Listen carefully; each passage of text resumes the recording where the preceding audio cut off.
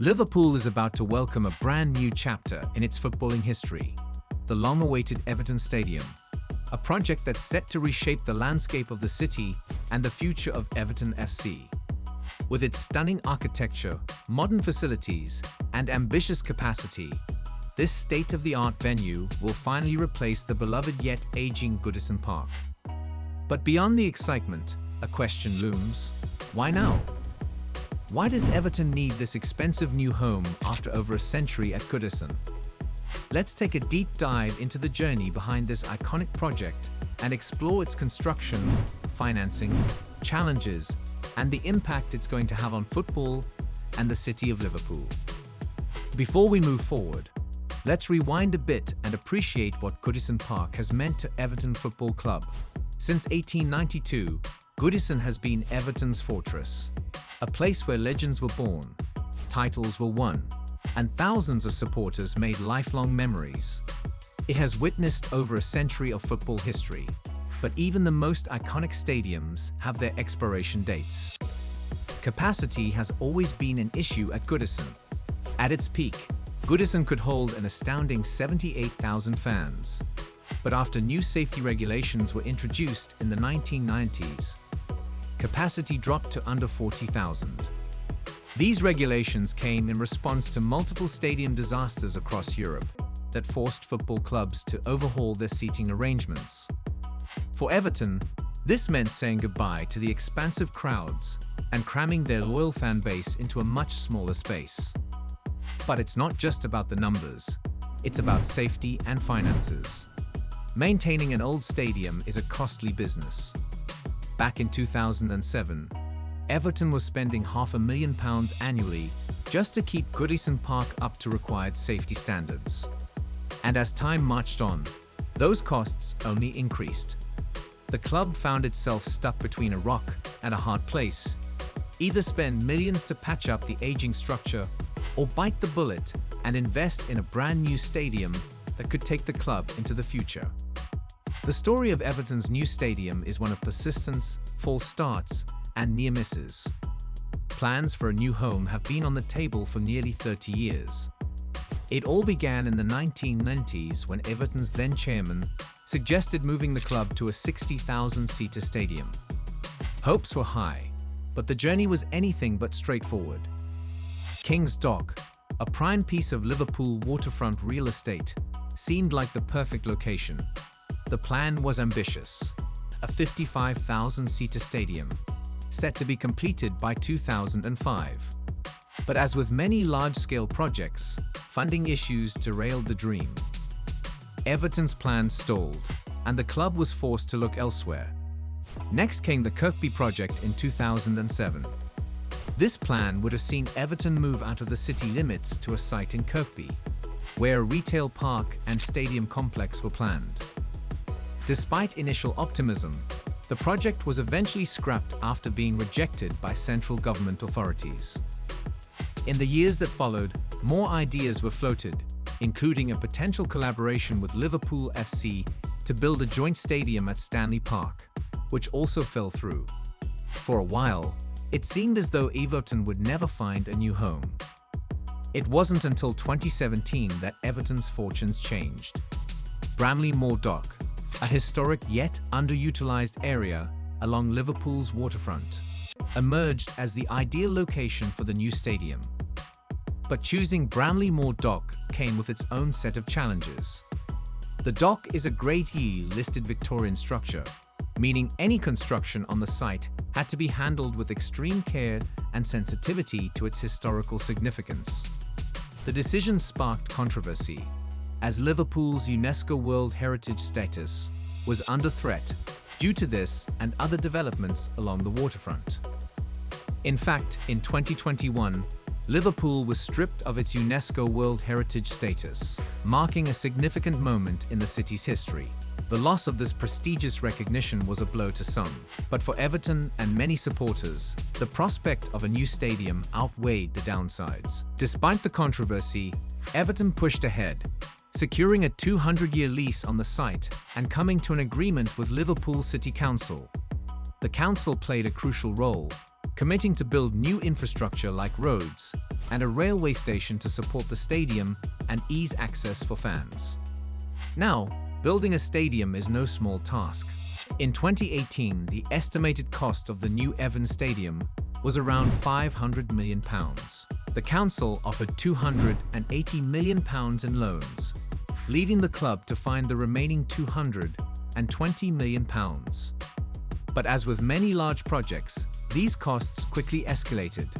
By 2020, the price tag had jumped to around £760 million.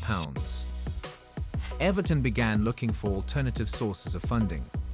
In 2020, they struck a deal with USM, a company owned by Russian oligarch Alisher Usmanov, which secured the club £30 million through a naming rights agreement. Additionally, Everton sought financial support from major international banks like JP Morgan and MUFG. Things were looking up, but 2022 brought significant changes. In early 2022, the club announced that it had secured all the funding it needed, without relying on Liverpool City Council's loans. This was a major breakthrough, especially after years of uncertainty.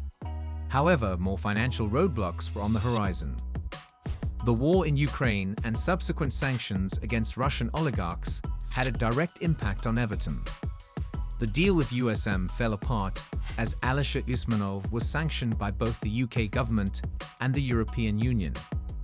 This left Everton scrambling for alternative funding. In 2023, the club faced a major financial challenge, with £200 million still unaccounted for. However, there was a silver lining. MSP Sports Capital stepped in with a £100 million loan, providing the club with much-needed relief. Everton also secured a £40 million loan from AJ Bell's founder Andy Bell. And despite fans' fears that the club might be sold, owner Farhad Moshiri reassured supporters that the club was not for sale. Moshiri himself has invested over £450 million of his own money into the stadium, though he continues to seek investors to cover the remaining costs. Whether Everton has fully secured the remaining £200 million remains unclear, but the club is confident it will meet its financial goals. The Everton Stadium isn't just about football, it's also a feat of modern engineering. Built on Bramley-Moore Dock, the site posed significant challenges. The dock needed to be infilled with almost 500,000 cubic meters of sand, dredged from the Irish Sea. The process was carried out by Royal Boscalis Westminster, a specialist firm in land reclamation. However, in an effort to be environmentally conscious, Everton made the unusual decision to retain the silt in the dock. This may be great news for the environment, but it's a nightmare for construction. The silt causes what's known as settlement, where the ground level gradually sinks over time. Early on, the ground was sinking by as much as 5 millimeters per week.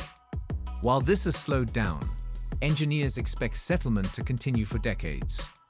To combat this, the stadium is being built on piles, making it fully suspended. Even the utilities, such as water and electricity, will be suspended to avoid issues with the shifting ground. The pitch, however, will sit directly on the infill, meaning ongoing maintenance will be needed to keep the playing surface in good condition. Another significant challenge has been preserving the dock's historic walls. Since the dock is Grade U listed, Everton has had to design the stadium in a way that doesn't damage the original structure. This involved using advanced digital design and off-site construction methods to precisely position the stadium's foundation piles without interfering with the historic dock walls. Once completed, the new Everton Stadium will be one of the largest and most modern stadiums in the UK, with an initial capacity of over 52,800 and the potential to expand to 62,000. It will be the third largest stadium in the world to host a club outside the top division. The stadium isn't just about size, though. It's designed to be eco-friendly, with sustainable construction methods and materials. From energy-efficient lighting to innovative waste management systems, the stadium will have a minimal environmental footprint, something Everton takes great pride in. Aesthetically, the new stadium is set to become an icon of Liverpool's waterfront. Its design merges Everton's heritage with a modern twist. The brickwork is inspired by the nearby tobacco warehouse, while the roof structure mimics the waves of the Mersey River. The most striking feature will be the towering south stand, known as the People's Place, a massive single-tier stand designed to rival the famous Yellow Wall at Borussia Dortmund's Signal Iduna Park. But it's not just Everton fans who will benefit from this new development. The stadium is set to have a transformative impact on North Liverpool, revitalizing the once-neglected docks area. The new stadium will create jobs, boost the local economy, and bring renewed interest in the area's rich history. In 2024, the final touches are being put in place. The external facade is close to completion, with the intricate brickwork now fully visible. Recent drone footage in early 2024 shows significant progress on the stadium's roof, which is now nearly fully assembled, giving us the first clear idea of its final look. The internal fit-out is also underway, with the club revealing plans for a state-of-the-art club museum, hospitality suites, and high-end concessions that will enhance the matchday experience. Furthermore, final interior layouts for the dressing rooms, hospitality lounges, and VIP boxes have been approved in 2024, offering a luxurious experience for those attending matches. Another major development in 2024 is the completion of transport links that will make it easier for fans to travel to and from the stadium, including new roadways and the upgraded Bramley-Moore Dock railway station. As the stadium nears its expected opening in the 2025-26 season, the level of excitement from the fan base is palpable. What was once a distant dream is now very much a reality, and the final year of construction in 2024 is bringing that dream to life. And there you have it, the story of Everton's long journey to the new stadium at Bramley-Moore Dock.